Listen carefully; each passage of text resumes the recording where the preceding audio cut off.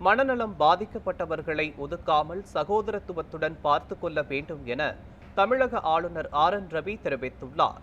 ராமநாதபுரம் மாவட்டம் ராமேஸ்வரம் உலக புகழ்பெற்ற முக்கிய சுற்றுலா தலமாக உள்ளது.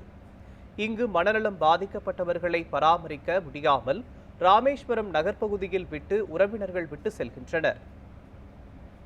தொடர்ந்து அவர்களை மீட்டு மனோலயா மனநல காப்பகம் மற்றும் மறுவாழ்வு மையத்தில் வைத்து யோகா உள்ளிட்ட பயிற்சிகள் கொடுத்து பாதுகாத்து வருகின்றனர்.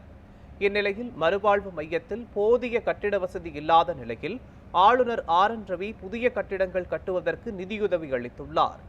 நிதியுதவியால் கட்டப்பட்ட மறுவாழ்வு மையத்தை ஆளுநர் திறந்து வைத்து உரையாற்றிய அவர், மனநலம் பாதிக்கப்பட்டவர்களை ஒதுக்காமல் சகோதரத்துவத்துடன் பார்த்துக் கொள்ள வேண்டும் என தெரிவித்துள்ளார்.